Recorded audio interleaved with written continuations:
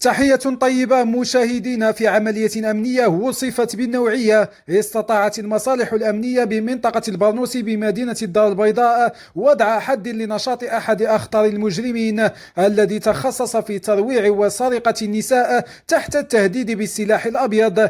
العملية التي أشرف عليها شخصيا رئيس الشرطة القضائية بالمنطقة جاءت بعد سلسلة من الشكايات والتحريات الميدانية الدقيقة.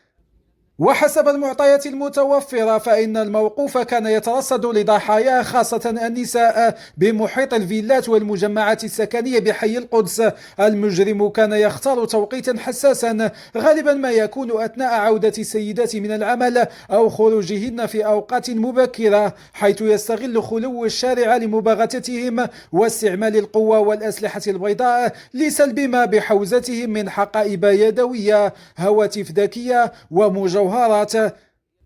التحقيقات الأولية كشفت أن هذا الشخص تورط في أكثر من 10 عمليات سرقة بنفس الطريقة الإجرامية، مما خلق حالة من الرعب والهلع بين ساكنة المنطقة. وقد ساهمت تسجيلات كاميرات المراقبة كما تشاهدون في هذا المقطع في تحديد هوية المشتبه فيه بدقة ورصد تحركاته، مما مكن عناصر الشرطة القضائية من نصب كمين محكم أدى إلى توقيفه متلبسا.